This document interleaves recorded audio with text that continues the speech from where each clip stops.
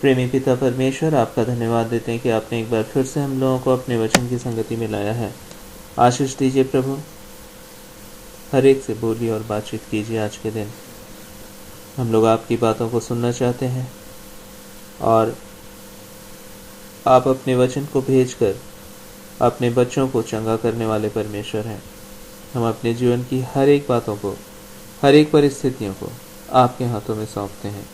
हम में से हर एक को संभालें और आशीष दें। सब बातों को अपने नियंत्रण में लें, यीशु के नाम से, आमीन। और प्रभु का धन्यवाद हो कि एक बार फिर से हम उसके समीप आ सकें, उसकी निकटता में आने पाएं। और बाइबल बताती है यदि परमेश्वर ना चाहे तो कौन उसके निकटता में आ सकता है। और याद रखें कि हर बार जब हम प्रभु की उपस्थिति में आते हैं, आपके जीवन में कुछ न कुछ चीज़ें जुड़ती जाती हैं। परमेश्वर की इच्छा है कि आप फल लाएं और बहुत सा फल लाएं। परमेश्वर का वचन कहता है कि तुम फल लाओ और बहुत सा फल लाओ। और यही नहीं, परमेश्वर का वचन ये भी कहता है कि तुम्हारा फल बना रहे।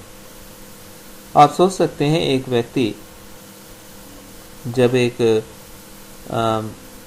एक बागान में काम करता है, जहाँ या एक खेत में काम करता है जहाँ पे वो बहुत मेहनत करता है और बीज डालता है, और उसके बाद जब वो बीज डालता है तो उस वक्त उस ज़मीन में जब वो हल जोतता है उस ज़मीन में, तो वहाँ पे कुछ भी नहीं दिखाई देता है, एक मिट्टी के मैदान के सिवाय। और उस क्षेत्र में वो उस मिट्टी को तैयार करता है, बहुत मेहनत करता है।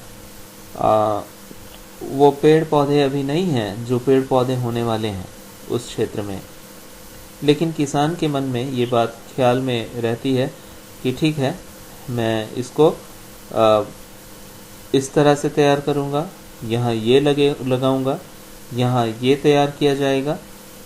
और उसके पास एक पहले से योजना होती है और उसी योजना के तहत वो मेहनत कर रहा होता है, मिट्टी तैयार करता है, फिर उसके बाद उसको अच्छे से उसमें क्यारियाँ बना रहा होता है। कई एक बार उसमें अच्छी तरह से वो बीज बो रहा होता है, उसकी मिट्टी को नरम कर रहा होता है, बहुत कुछ वो कर रहा होता है ताकि आने वाले समय में एक अच्छा पौधा या एक अच्छा पेड़ लग सके या एक अच्छी खेती हो सके। और आप देख सकते हैं कि उस दिन जब वो ये शुरुआत में काम कर रहा होता है, कुछ भी नहीं होता वहाँ, लेकिन उसका उद्देश्य होता है कि एक दिन यहाँ पे बहुत सा फल लगेगा, मेरी मेहनत एक दिन सफल होगी। यीशु मसीह भी आपके और मेरे जीवन में प्रतिदिन काम कर रहे होते हैं। यीशु मसीह प्रतिदिन मेरे और आपके जीवन में काम कर रहे होते हैं। बाइबल क्या बताती है कि यीशु के चेले और यीशु मसीह एक स्थान पे थे और यीशु एक समय लोगों को से बातचीत कर रहे थे और उन्होंने कहा कि एक बीज बोने वाला निकला और बीज वो बोता है और कुछ बीज जो हैं वो सड़क के किनारे गिर जाते हैं। और सड़क के किनारे गिरने की वजह से आप समझ सकते हैं कि वहाँ पे अच्छी उपज नहीं हो सकती है। कुछ बीज जो हैं वो पथरीली भूमि में गिरते हैं, वो बीज तुरंत से पनप जाते हैं, लेकिन जब धूप लगती है तो वो जल जाते हैं। कुछ बीज जो हैं वो झाड़ियों के नज़दीकी में गिर जाते हैं और जब वो बीज बड़े होते हैं तो झाड़ियाँ उन पर आगे बढ़ती हैं और उनको दबा देती हैं और वो बीज फल नहीं ला पाते हैं। लेकिन कुछ बीज जो हैं वो अच्छी जगह गिरते हैं, अच्छी भूमि में गिरते हैं। और बाइबल बताती है कि और वो बीज जो है 60 गुना, 100 गुना और 30 गुना फल लाती है। वो फलवंत हो जाता है वो बीज जो अच्छी भूमि में गिर रहा होता है।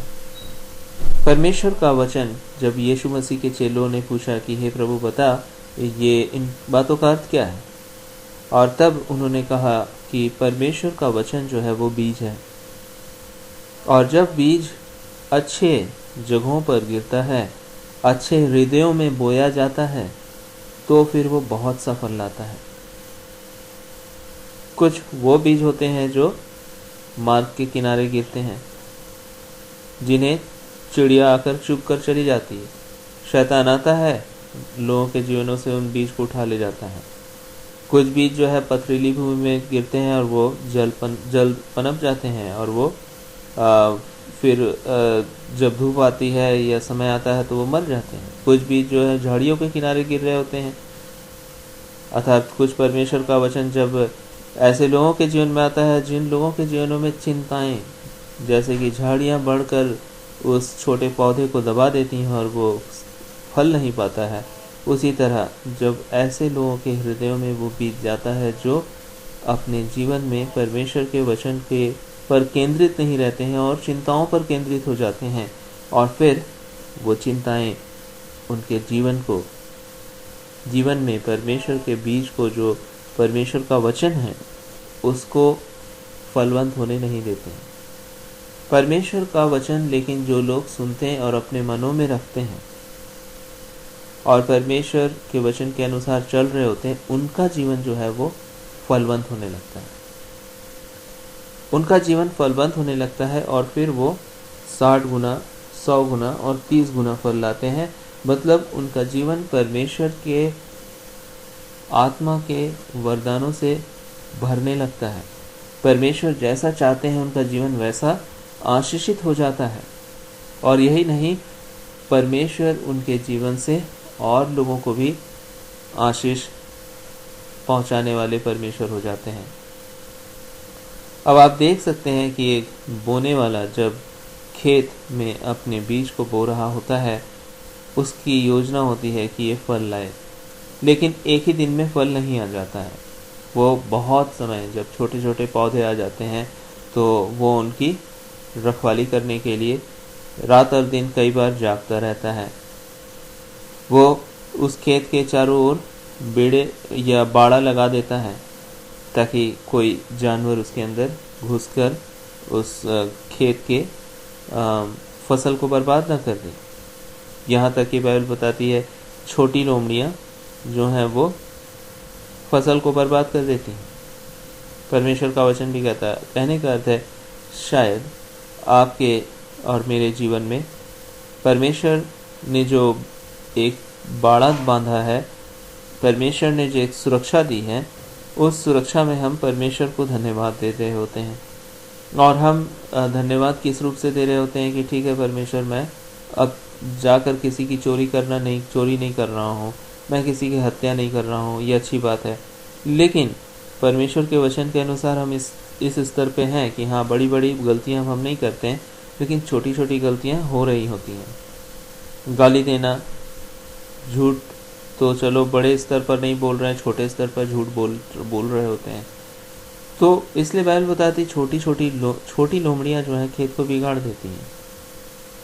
बाड़ा चारों ओर जो बांधा गया है उसमें बड़े जानवर तो नहीं अंदर आ पा रहे हैं, लेकिन कहीं छोटे अगर खाली स्थान मिल जाता है तो उस स्थान से जो छोटे जानवर हैं वो अंदर आ जाते हैं। तो आज के दिन परमेश्वर मुझसे आपसे कहना चाहते हैं कि हम लगातार सचेत रहें। परमेश्वर का वचन कहता है जो सोचता है कि मैं मजबूत स्थिति में है, वो चौकस रहे कि कहीं वो गिर ना जाए। तो परमेश्वर का धन्यवाद दें कि परमेश्वर प्रत्येक दिन काम कर रहे होते हैं मेरे और आपके जीवन में। एक ही दिन में वो फसल का जो काटने का समय नहीं आ जाता है, पौधों में बीज नहीं आ जाते, फल नहीं लग जाते, लेकिन समय लगता है उन चीज़ों के पीछे। और किसान जो है हर दिन उस पर फिर पानी डाल रहा होता है, उसकी सेवा कर रहा होता है। परमेश्वर का धन्यवाद दें कि परमेश्वर भी हर दिन आपको और मुझको अपने वचन के द्वारा सींच रहे होते हैं। अपने वचन के द्वारा हमारे जीवन को, जो प्रभु ने कहा है, गवाहियों के माध्यम से, आराधना के माध्यम से, जब आप परमेश्वर की उपस्थिति में आते हैं तो परमेश्वर उस बीज को आपके जीवन में मरने नहीं देते हैं। आप सोच सकते हैं कि एक बीज लगाया जाए और फिर उसको एक उचित ध्यान ना दिया जाए तो शायद वो बीज मर भी जाए, लेकिन परमेश्वर का वचन जब परमेश्वर आपको देते हैं, कई एक आशाएं उस वचन के माध्यम से आपके जीवन में प्रभु ने डाल रखी होती हैं कि हाँ, मेरे जीवन की परिस्थितियां शायद एक दिन बदल जाएंगी, मेरे जीवन में जो मैं प्रार्थना कर रहा हूँ वो प्रार्थनाएं एक दिन पूरी हो जाएंगी। आपके जीवन से ये सारी बातें आप उम्मीद करते हैं और परमेश्वर के वचन के ऊपर भरोसा करके आप उम्मीद करते हैं कि हाँ, मैं तेरा चंगा करने वाला परमेश्वर हूँ, ये आपने कहा है प्रभु, इसलिए पूरा होगा। हाँ, परमेश्वर निश्चय पूरा करेंगे। लेकिन वो बीज जो आपके हृदय में, इस वचन रूपी बीज आपके हृदय में परमेश्वर ने डाला है, हर दिन जब परमेश्वर की आप उपस्थिति संगति में आते हैं, परमेश्वर उसको फिर से सींच रहे होते हैं। सींचना परमेश्वर चाहते हैं, वो देखभाल करना चाहते हैं अपने वचन के माध्यम से उन बातों को जो प्रभु ने वादे आपके जीवन में दे रखा है। और इसलिए बहुत ज़रूरी है कि हम प्रभु की उपस्थिति में आते रहें, क्योंकि इन तमाम समयों में फल तो एक दिन आएगा, लेकिन बीज लगने से फल पाने तक के इस समय को परमेश्वर ही आपको आशीषमय बना सकते हैं। इसलिए बाइबल बताती है कि बढ़ाने वाला अगर कोई है तो वो केवल परमेश्वर है। बीज, परमेश्वर का वचन का बीज आपके जीवन में आ जाता है, लेकिन उस बीज का बढ़ना केवल परमेश्वर के अनुग्रह से ही संभव है। और इस वजह से जब आप परमेश्वर की उपस्थिति में आते हैं, परमेश्वर आपके लाइफ में, परमेश्वर आपके जीवन में अपने उन बीज को बढ़ा रहे होते हैं। उस छोटे से पौधे को जिसकी आशा परमेश्वर ने की है कि एक दिन ये पौधा पनपेगा और फिर एक दिन ये पौधा बड़ा होने लगेगा, मैं हर दिन इसकी देखभाल करूंगा, मैं हर दिन इसको बढ़ाऊंगा। लेकिन परमेश्वर का वचन ये भी कहता है कि शैतान जो है वो इस ताक में रहता है कि कैसे आए और इस फसल को, जो परमेश्वर की फसल है, आप और हम उसको बर्बाद कर दें। कई एक बार वो उन फसल के आसपास बहुत सारे बीज डाल देता है। और वचन ये कहता है कि जब किसी किसान ने खेती की, यीशु मसीह इस उदाहरण को देते हैं, तो दुश्मन क्या करता है, उसके बाड़े में आता है और उसी बीज के अगल बगल और भी बीज फेंक देता है। और क्या होता है कि अच्छी बीजों के साथ साथ, बुरे फसलों के बीज के साथ साथ ऐसे पेड़ भी जो झाड़ी और ऊंट वाले उन कांटे वाले पेड़ हैं, वो भी उग जाते हैं साथ साथ ही। और उस समय परमेश्वर का वचन क्या कहता है, तो जब वो खेत के मालिक को ये बात मालूम चलती है तो वो कहता है ठीक है, इन्हें बढ़ने दो, और जब ये कुछ बड़े हो जाएंगे तो हम इन्हें उखाड़ करके फिर जला देंगे। तो परमेश्वर का धन्यवाद दें कि शैतान भी आपके जीवन में बीज डाल देता है। बीज क्या हो सकता है उस शैतान की तरफ से, कि आपके हृदय में संदेह उन बातों के विषय, जो बातें परमेश्वर ने आपके जीवन में प्रतिज्ञाओं के तौर पर दे रखा है। परमेश्वर ने आपको प्रतिज्ञा दी है कि देखो बेटे, मैं ये तुम्हारे लिए कर रहा हूँ और ये मैं तुम्हारे लिए अपने समय पर पूरा करूँगा। अपने समय पर क्यों? क्योंकि बीज अपने समय पर ही फलवंत होता है, पौधे अपने समय पर ही फलवंत होते हैं। जिस दिन बीज लगाया जाता है, खेत जोतने वाले को या किसान को अच्छे से मालूम है कि आज मैंने बीज लगाया है, वो आज ही फल नहीं देगा, लेकिन उसको पता है कि अपने समय पर वो बहुत फलवंत होगा। इस वजह से मुझे प्रतिदिन उस पर काम करते रहना है।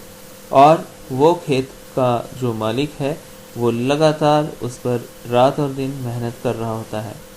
लेकिन दुश्मन जो शैतान है वो भी इस ताक में रहता है कि कौन सी ऐसी बातें हैं जिसमें वो किसी तरह से आपके मन में डाल दे।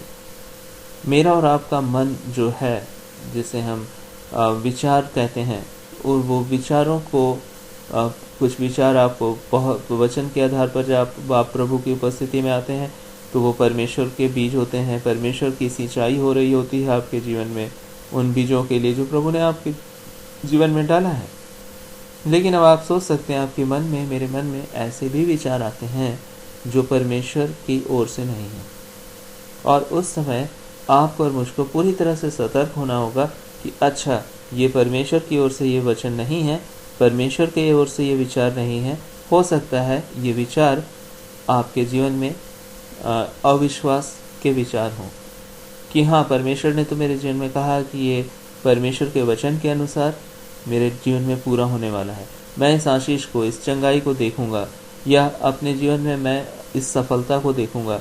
लेकिन आपके जीवन में उसी समय, कुछ समय बाद जब परिस्थितियां थोड़ी बिगड़ने लगती हैं, तो आपको लगता है कि ये चंगाई कैसे मिलेगी, ये तो संभव ही नहीं है, मैं तो जा ही नहीं रहा हूँ उस तरह से जैसे कि ये संसार अपनी चंगाइयों को ढूंढ रहा होता है। या हो सकता है कि मैंने तो हर कोशिश कर लिया, लेकिन अब तो मुझे कहा जा चुका है संसार के हर एक चिकित्सकों के द्वारा कि यह ठीक नहीं होगा, और इस कारण से मेरा मन भी अब सोचने लगा है कि शायद अब ये ठीक नहीं होगा, अब तो ये परिस्थिति ऐसी ही रहेगी। आप याद रखें, परमेश्वर सब कुछ कर सकने की सामर्थ्य रखते हैं। कुछ भी परमेश्वर से के द्वारा असंभव नहीं है।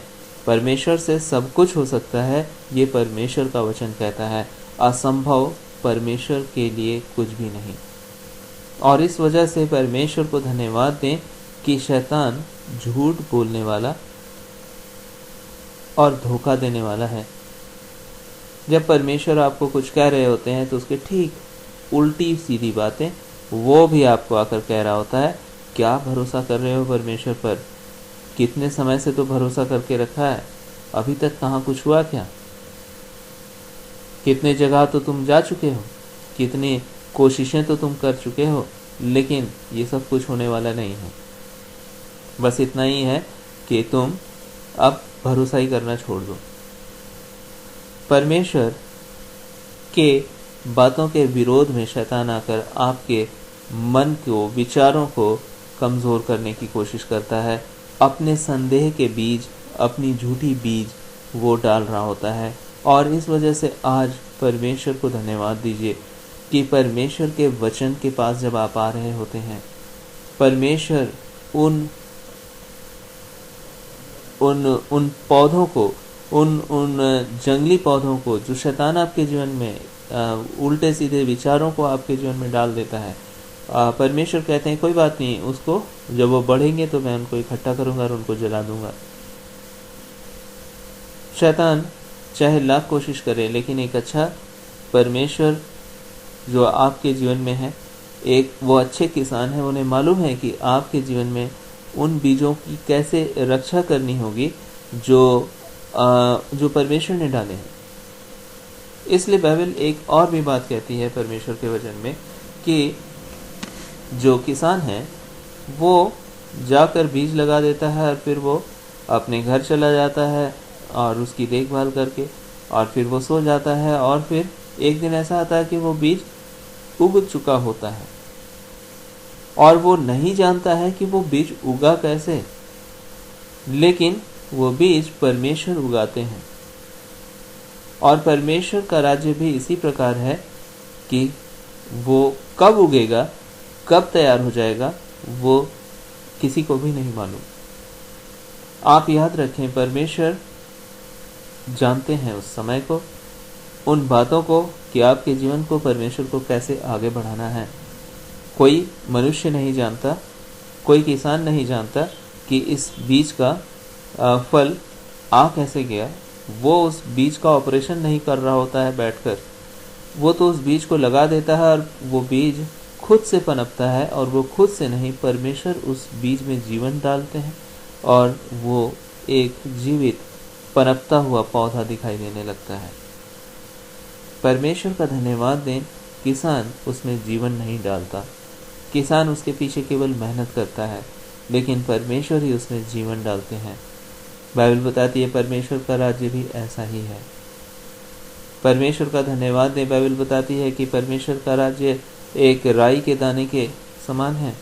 जब वो बोया जाता है तो सब पौधों से जो उसके आसपास है उससे वो छोटा रहता है, लेकिन जब वो बड़ा होता है तो वो आसपास के सारे पौधों से बड़ा हो जाता है, और उसमें चिड़ियां भी आकर अपना बसेरा लगाती हैं। तो परमेश्वर का राज्य ऐसा ही है, परमेश्वर का वचन कहता है। परमेश्वर को धन्यवाद दें कि परमेश्वर की योजनाएं आपके लिए जो हैं, भले ही आज परमेश्वर ने शुरू की हैं, लेकिन अपने समय पर उन योजनाओं का पूरा होना भी तय है।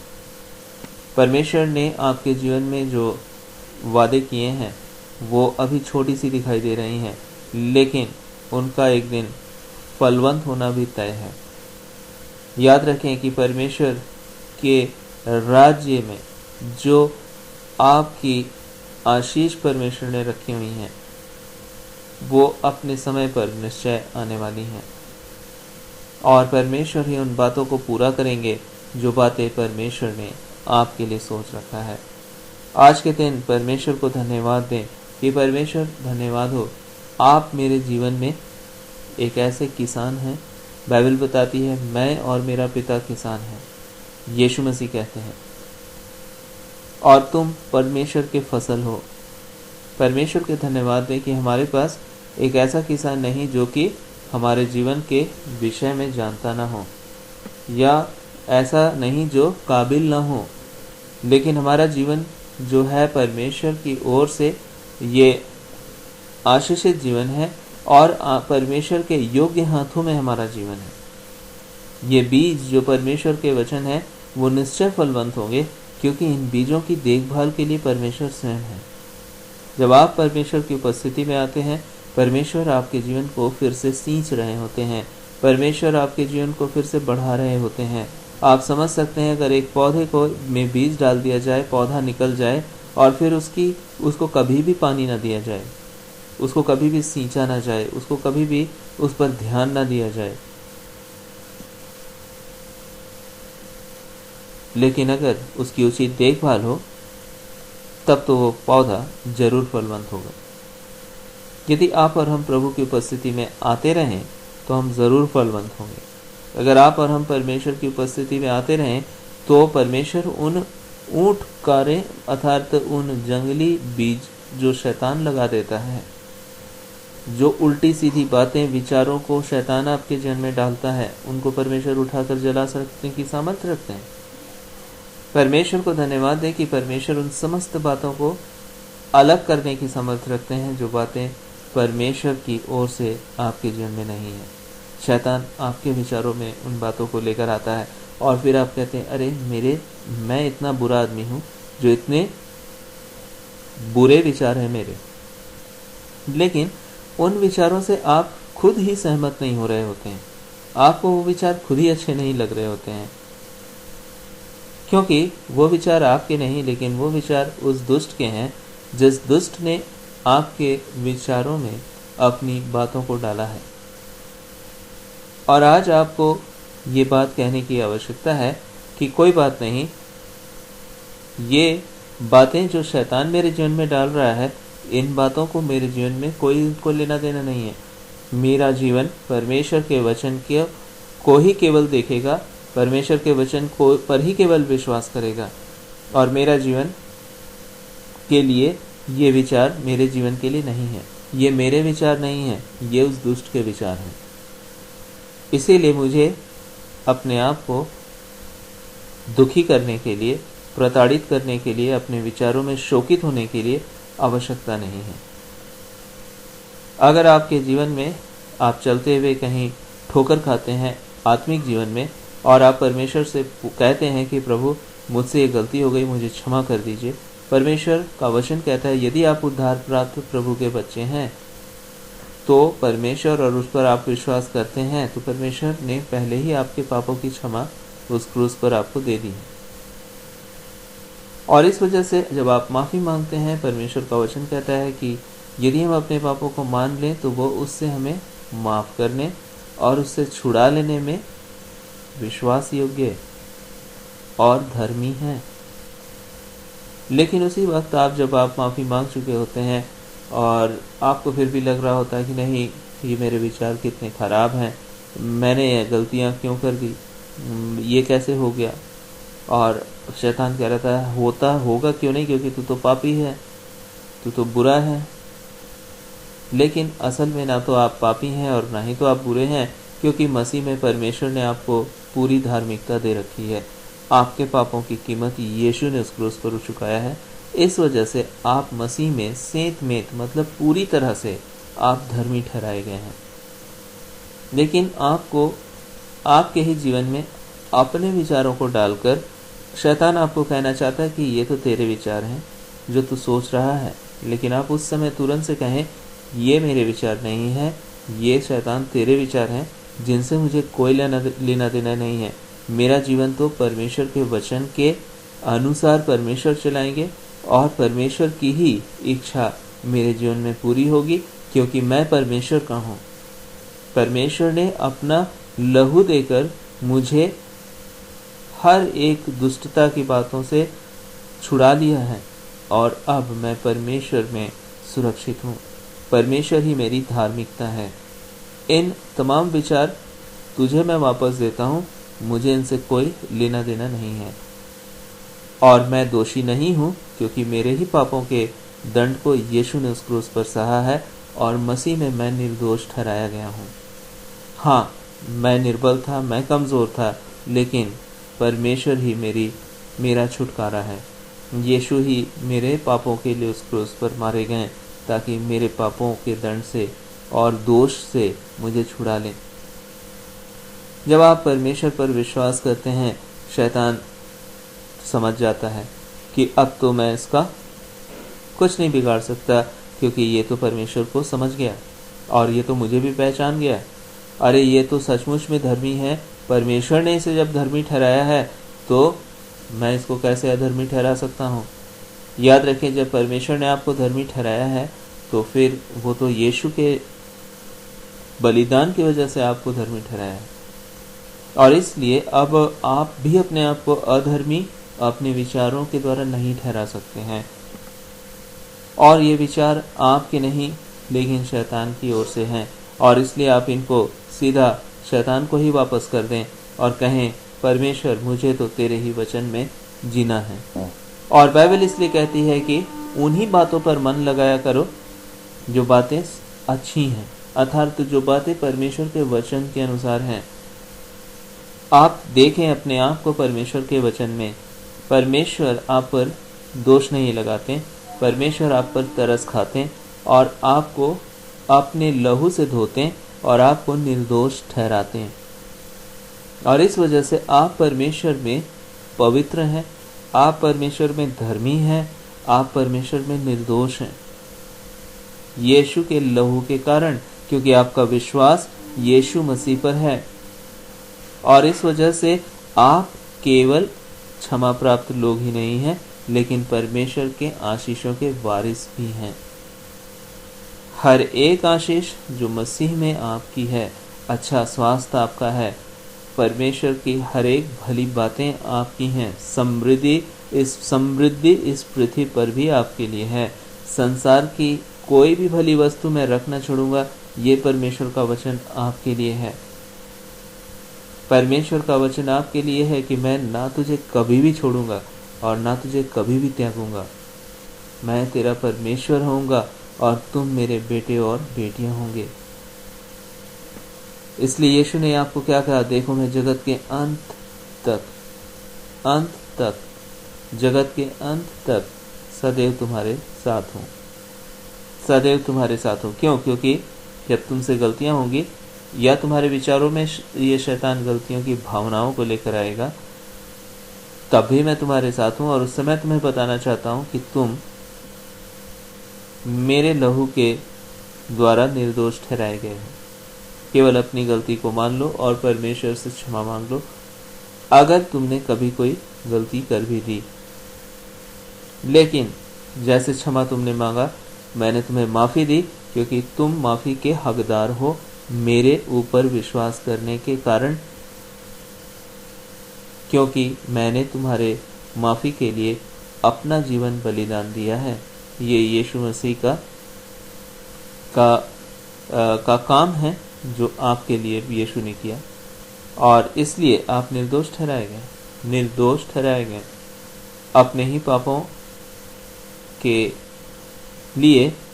यीशु पर विश्वास करने के कारण आप निर्दोष ठहराए गए और आप पर दंड किया गया नहीं। और इसलिए बाइबल हमें क्या बताती है कि अब जो मसीह में है, और इसलिए परमेश्वर का वचन क्या कहता है कि इसलिए तुम मसीह में धर्मी ठहराए गए हो। परमेश्वर का धन्यवाद दें कि आपकी हर निर्बलताओं को यीशु ने उस क्रूस पर, आपकी हर गलतियों की सजा को यीशु ने उस क्रूस पर अपने ऊपर उठाया है। इसलिए यीशु ने साफ साफ कहा, निश्चय उसने हमारे ही रोगों को सह लिया और हमारे ही दुखों को उठा लिया। परमेश्वर का धन्यवाद दें कि हमारे ही अधर्म के कामों के हेतु वो कुचला गया। आज के दिन परमेश्वर आपको ये याद दिलाना चाहते हैं कि हमारे ही अधर्म के कामों के हेतु यीशु मसीह उस क्रूस पर कुचले गए, और इस कारण से परमेश्वर का वचन कहता है कि उसके कोड़े खाने से तुम चंगे हुए। परमेश्वर ने सारे वो इंतजाम किए जिससे कि आप अपनी निर्बलता में शैतान के द्वारा कुचले न जाएं। लेकिन यीशु का वचन कहता है हमारी अधर्म के कामों के हेतु वो कुचला गया। आप निर्बल हैं, लेकिन यीशु ने अपने आप को आपके पापों की सजा के लिए दे दिया। और इसलिए बाइबल आज हमें क्या कहती है, अब जो मसीह में हैं उन पर दंड की आज्ञा नहीं। क्यों? क्योंकि दंड यीशु ने उठाया है। और इसलिए बाइबल हमें क्या बताती है कि अपने पापों की क्षमा के लिए तुम मसीह का बपतिस्मा ले लो। क्यों? क्योंकि क्षमा तो प्रभु ने दे दिया है, सिर्फ आपको बपतिस्मे के द्वारा, यीशु की मृत्यु के बपतिस्मे के द्वारा उसे अपने जीवन में ग्रहण करने की जरूरत है, ताकि आप यीशु के संपूर्ण आशीष के, क्षमा के वारिस ठहरें और अपने जीवन भर परमेश्वर के साथ आप एक आनंद और आशीष की जिंदगी को जी सकें। परमेश्वर का धन्यवाद दें कि ये विचार, ये बुराइयों की भावनाएं परमेश्वर की ओर से नहीं है। आप परमेश्वर की फसल हैं, परमेश्वर का वचन कहता है। और इस वजह से परमेश्वर के फसल को जब परमेश्वर बढ़ा रहे होते हैं तो परमेश्वर का ही वचन कहता है कि उसमें दुश्मन भी आकर अपने बीज डाल देता है, जिससे कि घास और जंगली पौधे भी वहां उग जाएं। लेकिन आप इसके लिए ना डरें, परमेश्वर उसको नियंत्रित करना जानते हैं। उसको परमेश्वर बोलते हैं ठीक है, रहने दो, अभी इसको, जैसे ये बढ़ेगा मैं इसको उठा करके जला दूंगा। भावनाएं जो दुष्ट की ओर से आती हैं, चाहे आपको दोष भावनाओं के दलदल में डाले या बुरी भावनाओं के चाल में फंसाने की कोशिश करें, ये आपके विचार नहीं हैं, ये उसके विचार हैं, दुष्ट के विचार हैं, शैतान के विचार हैं, और आप पर अब उसका अधिकार नहीं। वो केवल आपको बहका सकता है, भरमा सकता है, लेकिन आप पर अधिकार नहीं है उसका। धन्यवाद दें परमेश्वर को। वो आपको बहका सकता है, आपको फुसला सकता है, आपको भरमा सकता है, लेकिन अधिकार नहीं है अब शैतान का आपके ऊपर, क्योंकि यीशु ने कीमत ही अदा कर दिया है आपके छुटकारे का। जब किसी वस्तु की कीमत अदा कर दी जाती है तो फिर वो वस्तु उसकी हो जाती है जिसने उसके लिए कीमत को अदा किया है। भले ही कोई आकर कहे कि ये मेरा है, लेकिन असल में आधिकारिक तौर से वो उस वस्तु का अधिकारी नहीं है, लेकिन केवल वही अधिकारी है जिसने उस वस्तु के लिए कीमत को अदा किया है। यीशु ने आपके छुटकारे के पूरे कीमत को अदा कर दिया है, इसलिए आधिकारिक तौर से आप केवल परमेश्वर के हैं। और इसलिए बाइबल बताती है कि हम परमेश्वर की संतान ठहरे। और एक संतान को कभी भी उसके पिता से अलग नहीं किया जा सकता आधिकारिक तौर से, क्योंकि वो अपने ही पिता के द्वारा उत्पन्न होता है। इसीलिए भले ही उसको दूर ले जाया जाए, दूर रखा जाए, बीच में बहुत सारी दीवारें खड़ी कर दी जाएं पिता और पुत्र के बीच में, लेकिन पिता और संतान के बीच में दीवारों को खड़ा करने से उसका खून नहीं बदल जाता जो उस संतान के अंदर अपने पिता का खून बह रहा है। उसी तरह से परमेश्वर ने जब आपको अपना पुत्र ग्रहण कर लिया तो भले ही कितनी दूरियां शैतान बनाने की कोशिश करे, कितने उल्टे सीधे बात शैतान कहने की कोशिश करे, लेकिन इससे आपका जो स्थान परमेश्वर के द्वारा ठहराया गया है वो नहीं बदल जाता।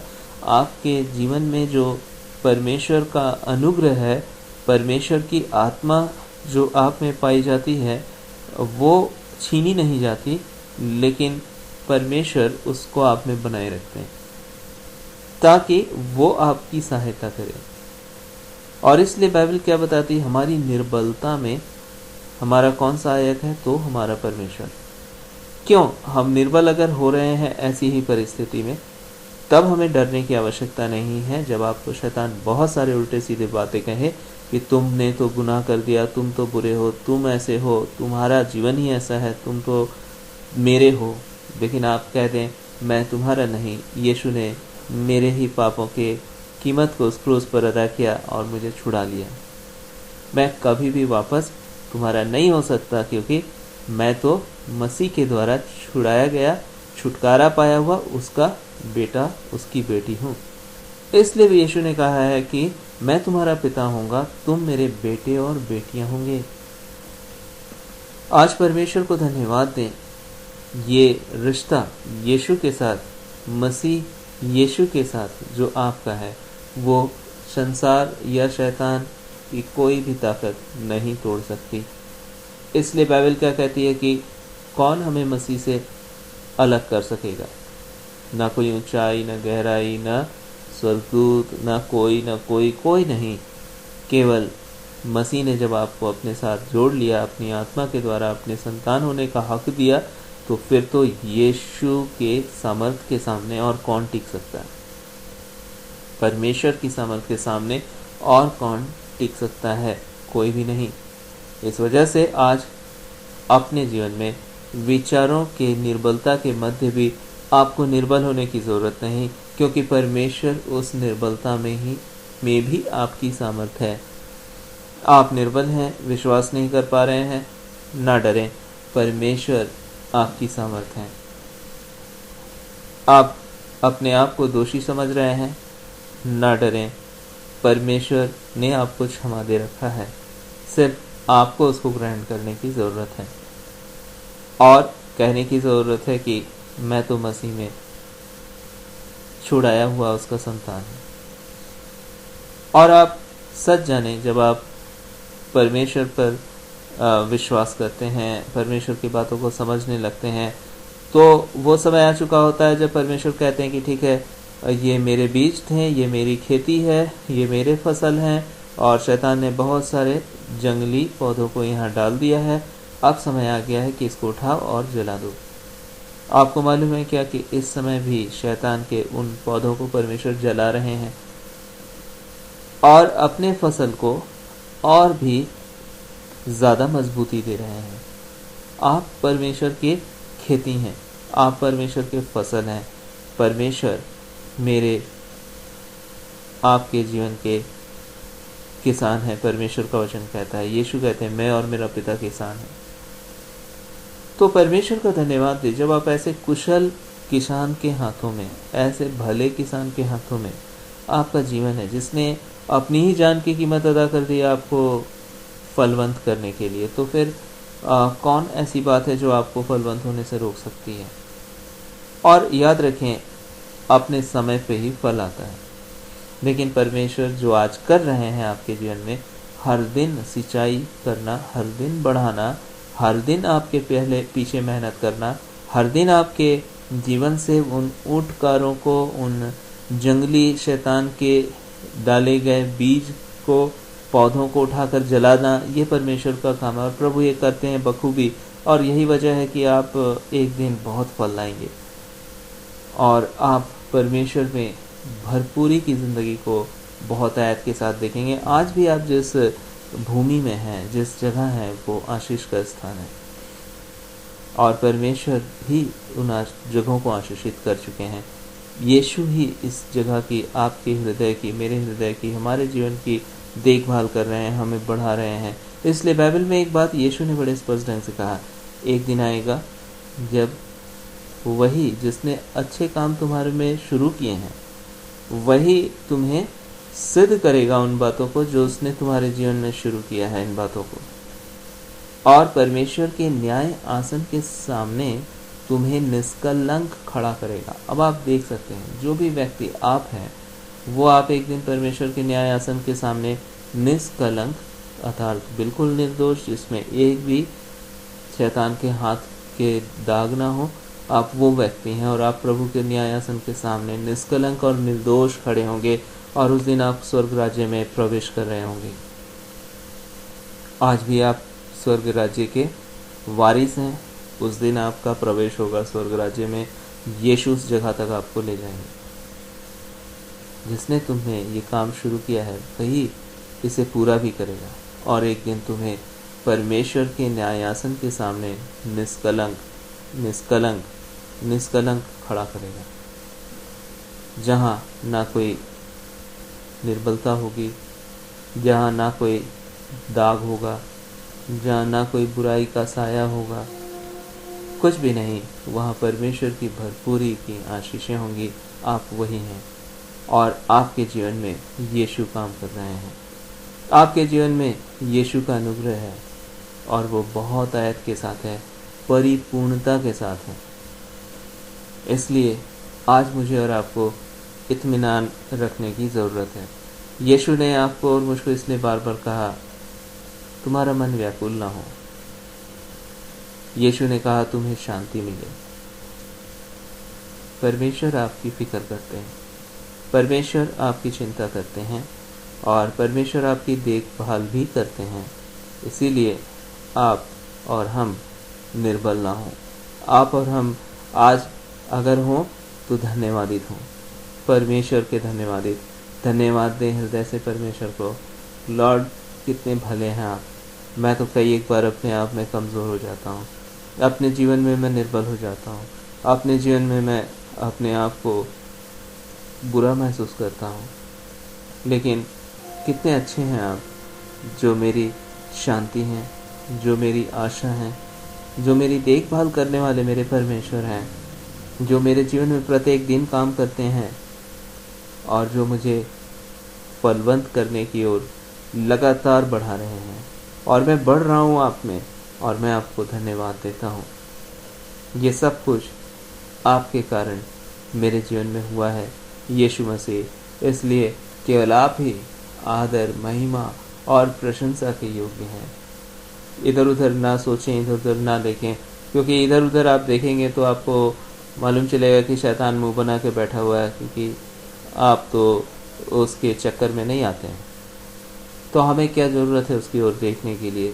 उससे हमें क्या लेना देना? हमारी नज़रें तो उस परमेश्वर को धन्यवाद देती हैं कि धन्यवाद हमारे परमेश्वर जिसने हमसे प्रेम किया और अपनी सुरक्षा में हमें संभाले हुए हैं आप। इसलिए परमेश्वर का वचन क्या कहता है? पर मेरे पिता के हाथों से तुम्हें कोई छीन नहीं सकता, ये यीशु मसीह ने कहा है। परमेश्वर ने ऐसी तैयारी कर रखी है आपके लिए कि आप आज, कल और युगानुयुग तक सुरक्षित रहेंगे। शैतान आपका कुछ भी नहीं बिगाड़ सकता, क्योंकि आप परमेश्वर की खेती हैं, परमेश्वर की सुरक्षा में हैं, परमेश्वर आपका ध्यान रखते हैं और इस पृथ्वी पर भी परमेश्वर आपको 100% की आशीष देंगे और इसके बाद अनंत जीवन। आपका जीवन 30 गुना ही नहीं, 60 गुना ही नहीं, 100 गुना फलदायक परमेश्वर बनाएंगे, ताकि आप परमेश्वर में भरपूरी की जिंदगी को जी सकें और आप सदा परमेश्वर के धन्यवादित हों। परमेश्वर योग्य हैं आपको फलवंत बनाने के, परमेश्वर योग्य हैं आपको अपने अनुग्रह से संभाल लेने के लिए। और आज इस वजह से मेरा और आपका आसरा, भरोसा परमेश्वर पर है और हृदय से हम परमेश्वर को धन्यवाद देते हैं। आइए इस समय एक बार फिर से धन्यवाद दें। नहीं पता कि आपके जीवन का ये पौधा जो परमेश्वर के खेत में लगा हुआ है वो कितना बड़ा है और उसको अभी फल देने में और कितना समय लगेगा, नहीं मालूम। लेकिन इतना पता है कि ये पौधा परमेश्वर के हाथों में है और इस वजह से ये सुरक्षित है और इस वजह से ये एक दिन बहुत फल लाएगा। और इस वजह से ये आज भी बहुत ही अच्छे से देखभाल किया जा रहा है और इसकी देखभाल परमेश्वर कर रहे हैं। तो इस समय धन्यवाद देने का विषय है मेरे और आपके पास। प्रभु आपका धन्यवाद हो। मैं आपकी खेती हूँ, आपके खेत में लगा हुआ आपका फसल हूँ, और आप मेरी चिंता करते हैं, आप मेरा ध्यान रखते हैं, और आप मुझे संभाले हुए हैं, और आप ही मुझे 100% फलवंत और आशीषित जीवन आप देंगे सदा सदा के लिए, इस पृथ्वी पर भी और स्वर्ग में भी। तो इस वक्त क्यों ना हम परमेश्वर को धन्यवाद दें। आइए अपने सरों को झुकाएं, चिंता ना करें, क्योंकि चिंता करने की कोई जगह ही नहीं है जब परमेश्वर आपकी चिंता करते हैं और आपकी देखभाल करते हैं, और आप परमेश्वर की जब सुरक्षा में हैं। इस समय आइए शुक्रिया कहें परमेश्वर को, क्योंकि परमेश्वर की सुरक्षा आपके ऊपर है, जिसकी वजह से शैतान आपको छू भी नहीं सकता। परमेश्वर का धन्यवाद हो, परमेश्वर को धन्यवाद दें। आइए अपने सरों को झुकाएं। प्रभु आपका धन्यवाद देते हैं क्योंकि आप हमारे साथ हैं, आप हमारे पक्ष में हैं। और वचन कहता है जब यहोवा हमारे पक्ष में है तो हमारा विरोधी कौन हो सकता है। जब परमेश्वर हमारे पक्ष में है तो हमारा विरोधी कौन हो सकता है। हाँ, हमारा विरोधी तो गरजने वाले सिंह की नहीं है, लेकिन उसका हम पर कोई अधिकार नहीं है, क्योंकि हम आपके संतान हैं और आप हमारे पिता हैं, और आपने हमें अपने लहू से मोल लिया है, और अब हम पर आपका अधिकार है और आपका अनुग्रह है। हम आपके ही द्वारा संभाले गए हैं, खरीदे गए हैं, सुरक्षित किए गए हैं और आशीषित किए गए हैं, और लगातार आपके द्वारा हम बढ़ाए जा रहे हैं। हम आपके धन्यवादित हैं और हम यकीन करते हैं आने वाले समय में आपकी महान भलाइयों को हम निश्चय अपने जीवन में बहुतायत के साथ सदा के लिए देख पाएंगे। आपने हम लोगों को संभाला है, आपका धन्यवाद हो। और हम यकीन करते हैं कि आप क्या एक बहुत ही फलवंत जीवन जो आपने हमारे लिए तैयार किया है, उस ओर आप हमें बढ़ा रहे हैं, और हम इस पृथ्वी पर 30 गुना, 60 गुना और 100 गुना फलवंत जीवन देखने पाएंगे, और एक दिन निष्कलंक आपके न्यायासन के सिंहासन के सामने आप हमें खड़ा करेंगे। और हम आज भी आपके इन कामों के लिए जो आप हमारे जीवन में बड़ी दया और करुणा से भरकर करते हैं, बड़े तरस से भरकर करते हैं, आपका धन्यवाद देते हैं। धन्यवाद हमारे परमेश्वर, धन्यवाद हमारे पिता, आपके इस प्यार के लिए जो आपने हमसे किया, यीशु के नाम से आमीन। आइए इस समय हम प्रभु की प्रार्थना एक साथ बोलें और आज का कॉन्फ्रेंस हम लोग यहीं समाप्त कर देंगे। हे हमारे पिता, आप जो स्वर्ग में हैं, आपका नाम पवित्र माना जाए, आपका राज्य आए, आपकी इच्छा जैसे स्वर्ग में पूरी होती है वैसे इस पृथ्वी पर भी पूरी हो। हमारे रोज की रोटी आज हमें दीजिए, जैसे हमने अपने अपराधियों को क्षमा किया है वैसे आप भी हमारे अपराधों को क्षमा करें। हमें परीक्षा में ना लाएं बल्कि बुराई से बचाएं, क्योंकि राज्य, पराक्रम और महिमा सदा आपकी है। आमीन। याद रखें, परमेश्वर आपके साथ हैं, परमेश्वर की पूरी सुरक्षा आपके ऊपर है, परमेश्वर के अनुग्रह की परिपूर्णता आपके ऊपर है। परमेश्वर आपको हर बातों में बढ़ाएंगे और आप अपने जीवन को प्रभु में आशीषित, सुरक्षित और फलवंत बहुतायत के साथ देखने पाएंगे।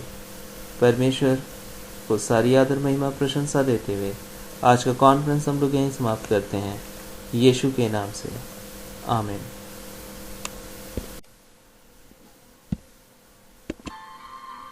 परमेश्वर को धन्यवाद दें, क्योंकि परमेश्वर ने आपको भी यह अवसर दिया है आज के दिन कि आप भी अपने पापों से पूरी क्षमा प्राप्त कर सकते हैं और परमेश्वर की इन आशीषों के वारिस बन सकते हैं। यदि आप चाहें तो आप मेरे पीछे इस प्रार्थना में शामिल हो सकते हैं। पिता परमेश्वर, आपका धन्यवाद हो कि आपने मुझसे प्रेम किया है और मेरे पापों की क्षमा के लिए आपने मसीह यीशु में होकर मेरे ही पापों की हर एक सजा को अपने ऊपर ले लिया। आपने अपने जीवन को मेरे लिए बलिदान कर दिया अपने पवित्र लहू को मेरे लिए बहने दिया। पिता, आपका धन्यवाद हो, आपका धन्यवाद हो, क्योंकि आपने मेरी मृत्यु को भी सहा और तीसरे दिन आप मृतकों में से जी उठे और आपने मेरी मृत्यु को भी समाप्त कर दिया। आज भी आप मेरे साथ हैं और सदा तक आप मेरे साथ होंगे। प्रभु, आपका धन्यवाद हो। आज से आप मेरे प्रभु और मेरे उद्धारकर्ता हों और मुझे आपके संतान के तौर पर जीने का अनुग्रह दें। यीशु के नाम से आमीन। निश्चय जाने, जब आपने ये प्रार्थना की, परमेश्वर ने आपको क्षमा दिया है और यह अनुग्रह दिया है कि आप परमेश्वर के साथ उसकी संतान के तौर पर केवल ये जीवन नहीं वरन अनंत जीवन भी जी सकें।